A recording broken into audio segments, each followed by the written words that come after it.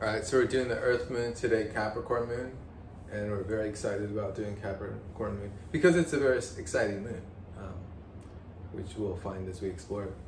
Moon in detriment. Dun dun dun. Yeah, it's not the most comfortable sign for the moon. The moon is actually cold, but it's moist. Capricorn It's dry. would be cold and dry. Well, the reason that it's considered detrimented here is because the Saturn rulership, the Saturnine nature of Capricorn, which constricts. And the moon being constricted, naturally that would mean one's emoting ability or their ability to nurture, receive nurturance may be restricted. And that plays out. Yeah, it is opposite Cancer. Right, it's the anytime we have nurturing. detriment, it's going to be the opposite of the natural ruler. And that's what we have in this case. It's not to say though that Capricorn moon sign is in itself very emotionally deep and on that deep level expressive in its own containment, its own capacity. It is.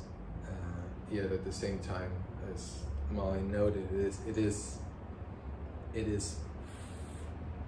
I hesitate to say frozen, but it's kind of a frozen moon where the emotions are subject to an overlying exterior that's a little more cold hard of a surface. You want to say some more on that? Of the Earth moons, Capricorn is an extremely external energy, I feel. It's cardinal Earth, so it wants to act out something to get some form of respect or recognition. And I think that can be where, moon isn't receiving, right? It's like there's this, I think there can be a self-critical nature to Capricorn moon where it's like never good enough. But you also hit on another, we'll touch on that too, but you hit on another point you didn't expand upon is the receiving. There's no capacity for reception. It's very difficult for Capricorn moons to sometimes, I think this could be qualified with the moon aspects, but sometimes it's difficult to even accept nurturance. Because the surface can be a little too resistant or rigid. Maybe trust has to be earned first, which is a little hard going. Usually with a Capricorn moon, there was maybe a colder mother figure, a mother who maybe was very ambitious on her own work, kind of similar when we talked about the Aries moon. A mother that was maybe busy with her own projects. Yeah. And it's more of an authoritarian role, so maybe a mother that even acted more like a father, if that makes sense. Yeah, that makes a lot Where of sense. the father may have, for the native, been a more soft place to land.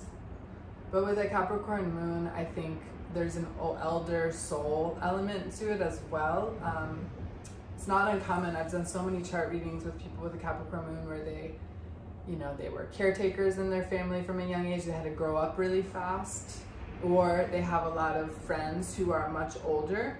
They attract older people in their lives as connections and relationships because they are quite mature, usually for their age. Serious, there's a serious quality to Capricorn. Yeah, for sure. A brooding quality as well, which Molly can speak more about, being that she is a Capricorn moon. Brooding, yeah. As I think I touched on it, like the not being enough quality can come out with this moon because Capricorn is so ambitious and it's so results oriented and it wants to feel seen, right?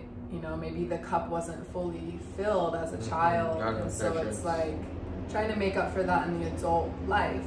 But of course, when we have awareness, I disagree when you said that they have no capacity to receive, because it's like with astrology, we learn this so you can work with that energy and heal it and of course, bring the transformation, right, bring some like soften it, right, because the Capricorn moon ultimately needs to be softened. doesn't need to do anything, but I think the healing for the Capricorn moon maybe is to soften, and actually it's letting go of the feeling of needing anything. Because with Taurus, I think the reason that works as a contented, healthy, exalted moon is because it has everything it needs. You know, Taurus is like a filled, nourished, granted that there's not other aspects to moon's placement, whereas Capricorn is like kind of seeking outside of itself a lot. Very, very important distinction there. It's similar to Virgo moon too, in the sense that Virgo moon also seeks outside of itself and also grows up too quickly, and will often end up taking care of a family member. And that's a strong Virgo sun or Virgo moon quality as well. And then the ambition. So the ambition is very strong with Capricorn moon as well. And this is very important for the outward achievement you're talking about. Yeah.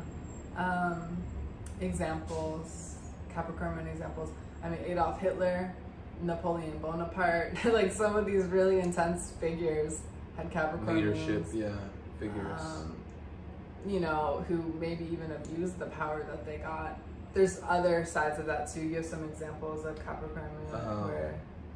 I want to note too that the brooding quality of a Capricorn moon can lead to certain types of obsession, and this can even show up in a callous or perverse way. And my example would be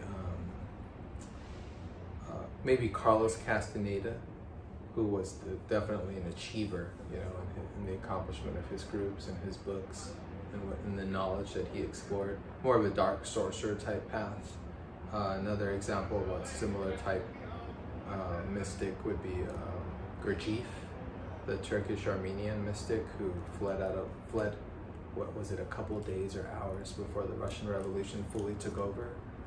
Great life of adventure, very fascinating personage, and his books are fairly incredible pieces of works. I'm not familiar with a lot of books. esoteric knowledge. There's a huge book he wrote called Tales of something to that effect, I'm forgetting. He has several other books where he goes deep into cosmology and esoterics. Similar to about the moon, Castaneda. astronomy, yeah. A little different in that Gurdjieff was more describing like our cosmos, whereas Castaneda was more exploring the realms beyond the scene, you know, the more realms of third, fourth, and fifth densities here on Earth, you know, dealing with unincarnated beings and elements and energies. So very, very different, but both like very powerful mages, you know, especially Gurdjieff more so a mystic, but then they had darker sides to their personality. So it was very interesting. Both Gurdjieff and Castaneda both had like perverse sides of themselves. Like Gurdjieff loved to race, and he actually was in an accident. And it was actually after he had this huge accident is when he just became secluded and just wrote for a long time and wrote all his main books. So very fascinating. Castaneda, he had his own group for a while, and I mean his books are just like incredibly detailed accounts of the spiritual realm, you know, and what he was dealing with. Very powerful stuff. Both, by the way, were double Capricorns, which is interesting. And I might add on to that with the Capricorn moon, there can be accomplishment, like the people you were describing. It might, with especially the luminaries there, come later in life, where they kind of grow into that role of you know, wisdom keeper or elder. Yes. They mature into it like a wine. And there's actually quite a few comedians with the Capricorn moon. Louis C.K. comes to mind. A lot of the comedians who use the more dark, dry, you know, I talk about brooding person. Louis C.K. is like depressing. Sometimes you're like, all right, you're making me laugh, but you're depressing me at the same time. So, you know, that's the Saturn piece coming out in the comedy. What else about this? Anything? Oh, I would say the antidote or like compatible energies with the Capricorn moon, if we're talking other moons, probably water. Just nurture, Water would nurture. Water is a really good antidote to some of the challenging parts of the Capricorn moon, because it's, as we mentioned, the opposite sign Cancer. It's feeling and letting yourself feel, letting yourself express, like cry. Let yourself cry, let yourself be taken care of. Trust, building trust is another antidote for Capricorn moons. That's a really good point. It's really important.